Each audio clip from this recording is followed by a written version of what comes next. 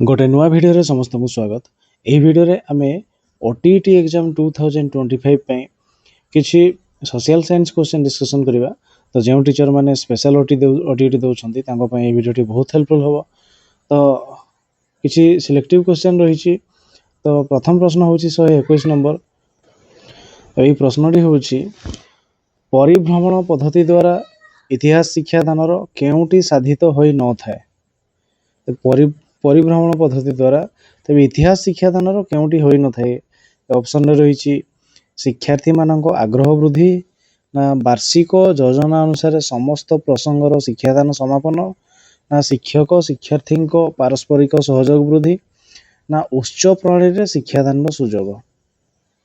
तेरे कोटा साधित होई न थाए कहुई। तेज जदि आम देखा शिक्षार्थी मानक आग्रह वृद्धि होता है, शिक्षक शिक्षार्थी पारस्परिक सहयोग भी वृद्धि होता है। तापर जो देखिए वार्षिक योजना अनुसार समस्त प्रसंगर शिक्षादान समापन आम ये परिभ्रमण पद्धति द्वारा करें। तेणु यह हो नहीं। ऑप्शन बी, तेणु ये ऑप्शन बी हो राइट आंसर। यापर 122 नंबर बहु विकल्प प्रश्न क्यों प्रकार अटे। निर्वाचनमूलक ना समापनमूलक ना संपर्क निर्णय ना मेलक। तेरे बहु विकल्प रही माने यही प्रश्नटी ही देखा ए 4टी विकल्प अच्छी। एम गोटे को खोजापी पड़ो। तेणु खोजापी पड़ो मैंने कौन करवा माने निर्वाचन करने पड़ो। तेणु कौन हो ऑप्शन ए निर्वाचनमूलक हो right answer. 123 spirit of the laws पुस्तक किए रचना करथिले। मॉन्टेस्क्यू ना वोल्टेयर ना रूसो ना कार्ल मार्क्स। तेरे यार आंसर हो कौन ना a spirit of the law यह पुस्तकर रचयिता होउछंती किए ना मॉन्टेस्क्यू। ऑप्शन ए हो राइट आंसर। यापर 124 जाओ तुम प्रभु को कह जे आंभे माने लोक मानकर इच्छा अनुसार एठारे अछु एवं बायोनेट मुन व्यतीत आंभे माने जीवु नहीं। यह किए कहिथिले। रॉबेस्पियर ना नेपोलियन ना मिराबो ना नेकर। तेरे यही कथाटी कही व्यक्ति होउछंती किए ना सी होउछंती मिराबो। मिराबो ऑप्शन सी हो राइट आंसर। यापर 125 ओडिशा रे गंग राजत्व समय रे काहाकू पात्र सामंत कहा जाउथिला। पात्र सामंत तेबे सेनाध्यक्ष को ना मंत्री को ना एक मंडलर मुख्य को ना सीमांत रक्षाकारी मानकर मुख्य को। तेबे पात्र सामंत तेबे गंग राजत्व समय रे पात्र सामंत क्या कहुला ना सी होते किए ना मंत्री। ऑप्शन बी हो right answer. यापर 126 number Vande Mataram केउ आंदोलन संग्राम संगीत थिला। तेबे वंदे मातरम को आंदोलन बेले गायन करा जाउथिला। भारत छाड़ आंदोलन ना असहयोग आंदोलन ना स्वदेशी आंदोलन ना खिलाफत आंदोलन।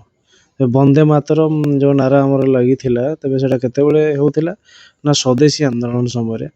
स्वदेशी आंदोलन ऑप्शन सी हो राइट आंसर। से समय वंदे मातरम संगीत गान करा जाउथिला। Option C right answer. यापर 127 मानकीकृत परीक्षणर केउ लक्षणटी परीक्षण लब्धांक मानकर सुसंगति को सूचित करे। विश्वसनीयता ना उपयोगिता ना वस्तुनिष्ठता ना वैधता। मानकीकृत परीक्षणर केउ परीक्षणटी परीक्षण लब्धांक मानकर सुसंगति को सूचित करे। तेबे यार आंसर हो कौन ना विश्वसनीयता। ये ऑप्शन ए हो राइट आंसर। यापर 128 इतिहास शिक्षादानर बोध उद्देश्य सहित केउ प्रक्रियानिष्ठ क्रियापद संपर्कित नुहे। इतिहास शिक्षादानर बोध उद्देश्य तेबे बोध शक्ति सहित कोटा नुह। कारण दर्शाइबा ना व्याख्या करिबा ना संज्ञा लिखिबा ना उदाहरण देबा। तेबे एगुड़ा को जदि आमे देखिबा तेबे कारण दर्शाइबा बोध शक्ति निहाती दरकार। व्याख्या न करबा भी बोध शक्ति दरकार। उदाहरण से संपर्क निर्णय कर उदाहरण देवा भी बोध शक्ति दरकार। किंतु संज्ञा लिखापी आमको मन रखापी पड़ो पाठटी को। तेणु ऑप्शन सी हो राइट आंसर जोटा कि बोध उद्देश्य सहित संपर्कित नुहे। Option C right answer.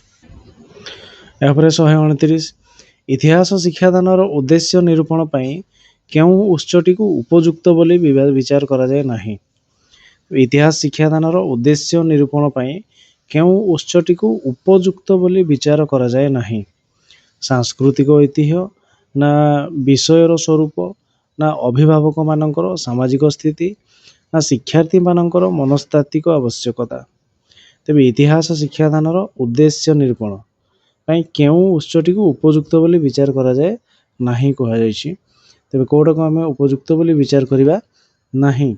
ତେବେ ଉଦ୍ଦେଶ୍ୟ ନିରୂପଣ ପାଇଁ ସାଂସ୍କୃତିକ ଐତିହ୍ୟ, ବିଷୟର ସ୍ୱରୂପ, ଶିକ୍ଷାର୍ଥୀମାନଙ୍କର ମନସ୍ତାତ୍ତ୍ୱିକ ଆବଶ୍ୟକତା, ଏଗୁଡ଼ା ସବୁ ଆମର ଉଦ୍ଦେଶ୍ୟ ନିରୂପଣ ପାଇଁ ଇତିହାସ ଶିକ୍ଷାଦାନ ପାଇଁ ନିହାତି ଦରକାର।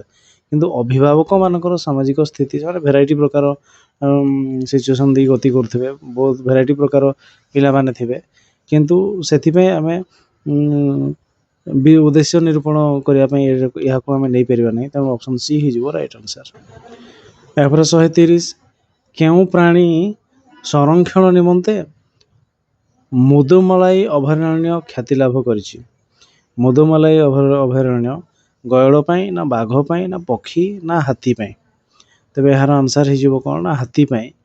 ହାତୀ ପାଇଁ ଏ ମୁଦୁମାଲାଇ ଅଭୟାରଣ୍ୟ ଖ୍ୟାତି ଲାଭ କରିଛି। ଅପସନ୍ ଡି ହେଇଯିବ ରାଇଟ୍ ଆନ୍ସର୍। ଏହାପରେ 131, ଶିକ୍ଷଣ କାର୍ଯ୍ୟ ଶିକ୍ଷାର୍ଥୀର ଆଗ୍ରହ ଓ ଅଭିରୁଚି ତଥା ମାନସିକ ଓ ବୌଦ୍ଧିକ ସ୍ତର ଅନୁଯାୟୀ ହୋଇଥିଲେ ତା ପାଇଁ ଗ୍ରହଣଯୋଗ୍ୟ ହୋଇଥାଏ। ଶିକ୍ଷଣ କାର୍ଯ୍ୟର ମୁଖ୍ୟତଃ କେଉଁ ଉପାଦାନ ଏହା ଉପରେ କେନ୍ଦ୍ରିତ ହୋଇଥାଏ? ତେବେ ଶିକ୍ଷଣ କାର୍ଯ୍ୟ ଶିକ୍ଷାର୍ଥୀର ଆଗ୍ରହ ଓ ଅଭିରୁଚି ତଥା ମାନସିକ ଓ ବୌଦ୍ଧିକ ସ୍ତର ଅନୁଯାୟୀ ହୋଇଥିଲେ ତା ପାଇଁ ଗ୍ରହଣଯୋଗ୍ୟ ହୋଇଥାଏ। ଶିକ୍ଷାର୍ଥୀ ପାଇଁ ଗ୍ରହଣଯୋଗ୍ୟ ହୋଇଥାଏ ଯଦି ତା'ର ମାନସିକ ଏବଂ ବୌଦ୍ଧିକ ସ୍ତର ଅନୁଯାୟୀ ଆମେ କରିବା, ଆଉ ତାକୁ ଆଗ୍ରହ ବି ହେଉଥିବ, ତେବେ ସେଟା ତା ପାଇଁ ଆହ୍ୱାନମୂଳକ ହେବ, ନା ଉଦ୍ଦେଶ୍ୟ ଭିତ୍ତିକ ହେବ, ନା ଜ୍ଞାନ ସଂଗଠନ ହେବ, ନା ଅଭିଜ୍ଞତା ହେବ ତା ପାଇଁ। ଏହା ଉପରେ କେନ୍ଦ୍ରିତ ହୋଇଥାଏ। ତେବେ କେଉଁ ଉପାଦାନ ଏହା ଉପରେ କେନ୍ଦ୍ରିତ ହୋଇଥାଏ? ଏହାର ଆନ୍ସର୍ ହେଇଯିବ କ'ଣ? ନା ଆହ୍ୱାନମୂଳକ ହେବ। ତେବେ ଏଇ ଅପସନ୍ ଏ ହେଇଯିବ ରାଇଟ୍ ଆନ୍ସର୍। ଏହାପରେ 132, କେଉଁ ଜିଲ୍ଲାଟି ଓଡ଼ିଶାର ଉପକୂଳ ସଂଲଗ୍ନ ନୁହେଁ? ଯାଜପୁର, ନା ଭଦ୍ରକ, ନା ଜଗତସିଂହପୁର, ନା କେନ୍ଦ୍ରାପଡ଼ା? ତେବେ ଉପକୂଳ ସଂଲଗ୍ନ, ସମୁଦ୍ରକୁ କେଉଁଟା ଲାଗି ନାହିଁ ବୋଲି କହିଛି। ଭଦ୍ରକ, କେନ୍ଦ୍ରାପଡ଼ା, ଜଗତସିଂହପୁର ଏଗୁଡ଼ା ସମୁଦ୍ର କୂଳ, କିନ୍ତୁ ଯାଜପୁର ମଝିରେ ରହିଗଲା। ତେଣୁ ଏଇ ଅପସନ୍ ଏ ହେଇଯିବ ରାଇଟ୍ ଆନ୍ସର୍, ଯାହାକି ଉପକୂଳ ସଂଲଗ୍ନ ନୁହେଁ। ଏହାପରେ 133, ପୃଥିବୀର ବୃହତ୍ତମ ସାଗର କେଉଁ ମହାସାଗରର ଅନ୍ତର୍ଗତ? ଆର୍କଟିକ୍, ନା ପ୍ରଶାନ୍ତ, ନା ଭାରତ, ନା ଆଟଲାଣ୍ଟିକ୍? ତେବେ ପୃଥିବୀର ବୃହତ୍ତମ ସାଗର କେଉଁ ମହାସାଗର ଅନ୍ତର୍ଗତ? ତେବେ ପୃଥିବୀର ବୃହତ୍ତମ ସାଗର ହେଉଛି କି ଫିଲିପାଇନ୍ ସି। ତେବେ ସେ ହେଉଛି କ'ଣ? ନା ପ୍ରଶାନ୍ତ ମହାସାଗର। ତେବେ ପ୍ରଶାନ୍ତ ମହାସାଗର ଅନ୍ତର୍ଗତ ସେ। ତେଣୁ ଅପସନ୍ ବି ହେଇଯିବ ରାଇଟ୍ ଆନ୍ସର୍। ଏପରେ 134, କେଉଁଠି ଗୋଟିଏ ଚାପ ଗୋଷ୍ଠୀ ନୁହେଁ? ଚାପ ଗୋଷ୍ଠୀ। ତେବେ ନିଖିଳ ଉତ୍କଳ ଶିକ୍ଷକ ମହାସଂଘ, ନା ତୃଣମୂଳ କଂଗ୍ରେସ, ନା ହିନ୍ଦୁ ମଜୁମଦାର ସଭା, ନା ଭାରତୀୟ କୃଷକ ମହାସଭା? ତେବେ ଚାପ ଗୋଷ୍ଠୀ ଅନ୍ତର୍ଗତ କେଉଁଟା ନୁହେଁ ବୋଲି କୁହାଯାଇଛି? ତେବେ ଏହାର ଆନ୍ସର୍ ହେଇଯିବ କ'ଣ? ନା କଂଗ୍ରେସ। ଏ କଂଗ୍ରେସ ସେ ଚାପ ଗୋଷ୍ଠୀ ନୁହଁ, ଏଗୁଡ଼ା ସବୁ ଚାପ ଗୋଷ୍ଠୀ। ତେଣୁ ଅପସନ୍ ବି ହେଇଯିବ ରାଇଟ୍ ଆନ୍ସର୍। 135, କିଏ ବାରବାଟୀ ଦୁର୍ଗ ନିର୍ମାଣ କରିଥିଲେ? ଯଯାତି କେଶରୀ, ନା ଚଡ଼ଗଙ୍ଗ ଦେବ, ନା ପୁରୁଷୋତ୍ତମ ଦେବ, ନା ମୁକୁନ୍ଦ ଦେବ? ବାରବାଟୀ ଦୁର୍ଗ ନିର୍ମାଣ କରିଥିଲେ କେଉଁ ରାଜା? ତେବେ ତାହାର ଆନ୍ସର୍ ହେଇଯିବ କ'ଣ? ନା ସେ ହେଉଛନ୍ତି ଚଡ଼ଗଙ୍ଗ ଦେବ। ଅପସନ୍ ବି ହେଇଯିବ ରାଇଟ୍ ଆନ୍ସର୍। 136, ପ୍ରକଳ୍ପ ପଦ୍ଧତି କେଉଁ ଶିକ୍ଷାବିତ୍ଙ୍କର ପ୍ରଗତିବାଦୀ ଚିନ୍ତାଧାରା ଉପରେ ପର୍ଯ୍ୟବେସିତ? ଜନ୍ ଆଡାମ୍, ନା ଜନ୍ ଡ୍ୟୁଇ, ନା ପ୍ଲାଟୋ, ନା ରୁସୋ? ତେବେ ପ୍ରକଳ୍ପ ପଦ୍ଧତି କେଉଁ ଶିକ୍ଷାବିତ୍ଙ୍କର ପ୍ରଗତିବାଦୀ ଚିନ୍ତାଧାରା ଉପରେ ପର୍ଯ୍ୟବେସିତ କୁହାଯାଇଛି? ତେବେ ଏହାର ଆନ୍ସର୍ ହେଇଯିବ କିଏ? ନା ପ୍ରଗତିବାଦୀ ଚିନ୍ତାଧାରା ଜନ୍ ଡ୍ୟୁଇ। ଅପସନ୍ ବି ହେଇଯିବ ରାଇଟ୍ ଆନ୍ସର୍। ଏହାପରେ 137, କେଉଁ ଧରଣର ଅରଣ୍ୟକୁ ଦକ୍ଷିଣ ଭାରତରେ ସ୍ଥାନୀୟ ଭାବେ ସଲାସ୍ କୁହାଯାଏ? ଉପକ୍ରାନ୍ତୀୟ ଶୁଷ୍କ ଚିରହରିତ ଅରଣ୍ୟ, ନା ଉପକ୍ରାନ୍ତୀୟ ପାର୍ବତ୍ୟ ଅରଣ୍ୟ, ନା ନାତିଶୀତୋଷ୍ଣ ପାର୍ବତ୍ୟ ଅରଣ୍ୟ, ନା ଆର୍ଦ୍ର ପାର୍ବତ୍ୟ ଅରଣ୍ୟ? ତେବେ ଦକ୍ଷିଣ ଭାରତରେ କେଉଁ ଅରଣ୍ୟକୁ ସଲାସ୍ କୁହାଯାଏ? ସଲାସ୍। ତେବେ ତାହାର ଆନ୍ସର୍ ହେଇଯିବ କ'ଣ? ନା ନାତିଶୀତୋଷ୍ଣ ପାର୍ବତ୍ୟ ଅରଣ୍ୟ, ଯେଉଁଟାକି ସଲାସ୍ କୁହାଯିବ, ନାତିଶୀତୋଷ୍ଣ ଅଞ୍ଚଳ ଅରଣ୍ୟ। ଏ ଅପସନ୍ ସି ହେଇଯିବ ରାଇଟ୍ ଆନ୍ସର୍।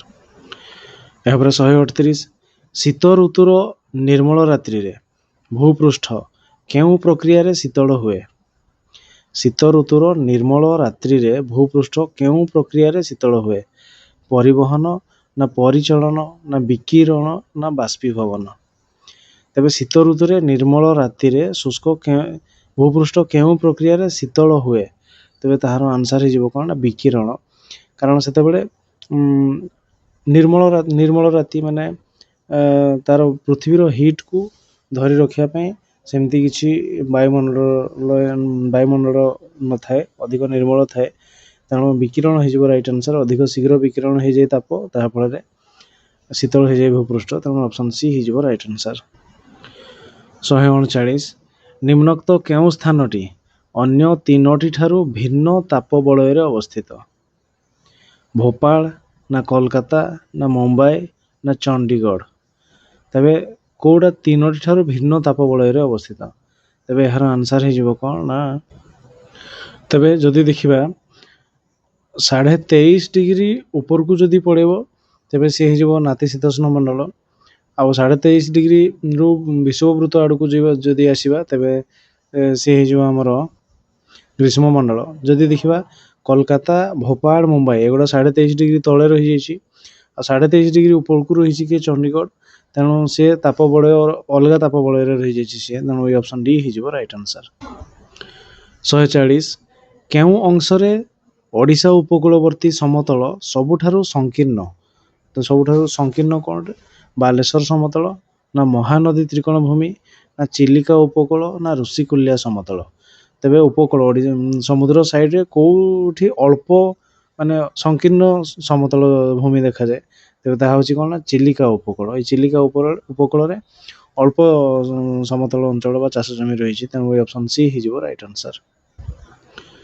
141 ମୁଖ୍ୟ ବନ୍ୟପ୍ରାଣୀ ଦୃଷ୍ଟିରୁ କେଉଁ ଜାତୀୟ ଉଦ୍ୟାନଟି ଅନ୍ୟ ତିନୋଟି ଠାରୁ ଭିନ୍ନ? କାହ୍ନା ନା ମାନସ ନା ଶିମିଳିପାଳ ନା ୱାଇନାଡା?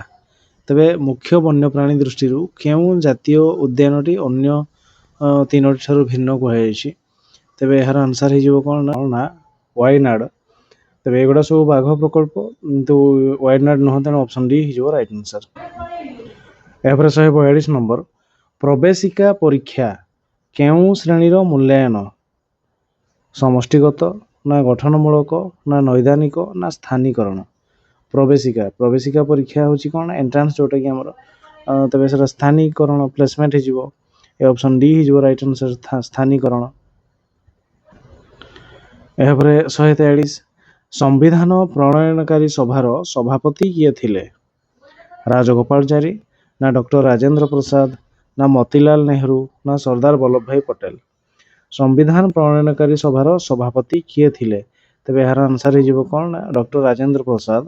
ଅପସନ୍ ବି ହେଇଯିବ ରାଇଟ୍ ଆନ୍ସର୍। ଏହାପରେ 144 ଭାରତରେ ଆଇନର ଶାସନ ବ୍ୟବସ୍ଥା କେଉଁମାନେ ପ୍ରବର୍ତ୍ତନ କରିଥିଲେ? ଆଇନର ଶାସନ ମୋଗଲ ନା ମରହଟ୍ଟା ନା ବ୍ରିଟିଶ ନା ଫରାସୀ? ତେବେ ଭାରତରେ ଆଇନର ଶାସନ କେଉଁମାନେ କରିଥିଲେ? ନା ସେମାନେ ହେଉଛନ୍ତି କିଏ? ନା ବ୍ରିଟିଶ। ଏ ଅପସନ୍ ସି ହେଇଯିବ ରାଇଟ୍ ଆନ୍ସର୍। ଏହାପରେ 145 ନିମ୍ନୋକ୍ତ ମଧ୍ୟରୁ କେଉଁ ଦେଶ ଇଷ୍ଟ ଇଣ୍ଡିଆ କମ୍ପାନୀ ଗଠନରେ ସମ୍ପୃକ୍ତ ନଥିଲା? ପର୍ତ୍ତୁଗାଲ ନା ଜର୍ମାନୀ ନା ଫ୍ରାନ୍ସ ନା ଇଂଲଣ୍ଡ? ଇଷ୍ଟ ଇଣ୍ଡିଆ କମ୍ପାନୀ ଗଠନରେ ସମ୍ପୃକ୍ତ ନଥିଲା କିଏ? ତେବେ ତାର ଆନ୍ସର୍ ହେଇଯିବ କିଏ? ନା ଜର୍ମାନୀ। ତେବେ ପର୍ତ୍ତୁଗାଲ, ଫ୍ରାନ୍ସ ଏବଂ ଇଂଲଣ୍ଡ ଏଇ 3 ଜଣ ଥିଲେ, ଜର୍ମାନୀ ନାହିଁ। ଅପସନ୍ ବି ହେଇଯିବ ରାଇଟ୍ ଆନ୍ସର୍। ଏହାପରେ 146 ନିମ୍ନୋକ୍ତ ମଧ୍ୟରୁ କେଉଁ ସାମାଜିକ ମୂଲ୍ୟବୋଧ ଇତିହାସ ଶିକ୍ଷା ସହିତ ସମ୍ପୃକ୍ତ ନୁହେଁ? ସୃଜନଶୀଳତା ନା ଶୃଙ୍ଖଳାଗତ ବିକାଶ ନା ସାମାଜିକ ଓ ସାଂସ୍କୃତିକ ଜ୍ଞାନ ନା ଆନ୍ତର୍ଜାତିକତା? ତେବେ କେଉଁ ସାମାଜିକ ମୂଲ୍ୟବୋଧ ଇତିହାସ ଶିକ୍ଷା ସହିତ ସମ୍ପୃକ୍ତ ନୁହେଁ ବୋଲି କୁହାଯାଇଛି? ତେବେ ଯଦି ଆମେ ଦେଖିବା ତେବେ ଇତିହାସ ଶିକ୍ଷା ଦ୍ୱାରା ଶୃଙ୍ଖଳାଗତ ବିକାଶ ହେବ, ସାମାଜିକ ଓ ସାଂସ୍କୃତିକ ଜ୍ଞାନ ବି ହେବ, ଆନ୍ତର୍ଜାତିକତା ମନୋଭାବ ବି ହେବ, ସୃଜନଶୀଳତା ଏଗୁଡ଼ା ସବୁ ଲାଙ୍ଗୁଏଜ ଡିପାର୍ଟମେଣ୍ଟ। ତେଣୁ ଏ ଅପସନ୍ ଏ ନୁହଁ। ତେଣୁ ଏହା ହେଇଯିବ ତାର ରାଇଟ୍ ଆନ୍ସର୍।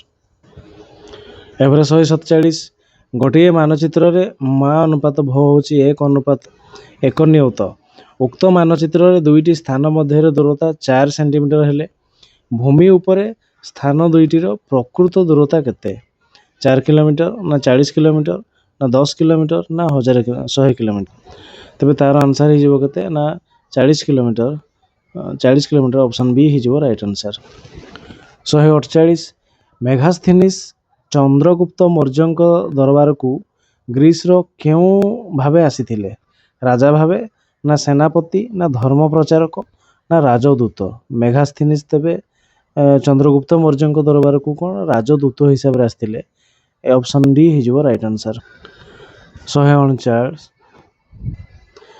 निम्नोक्त महापुरुष मान मध्य किए इटाली अधिवासी जॉर्ज वाशिंगटन ना माजिनी ना बिस्मार्क ना भोल्टायर इटाली अधिवासी होचंदी किए ना माजिनी ए ऑप्शन बी हो राइट आंसर एवरे 150 केउ देशर संविधान पृथ्वीर सर्वबृहत लिखित संविधान रूपे परिगणित होछि भारत ना युक्तराष्ट्र अमेरिका ना युगोस्लोविया ना फ्रांस तेज सर्वबृहत लिखित संविधान होछि कहार ना भारत ऑप्शन ए हो राइट आंसर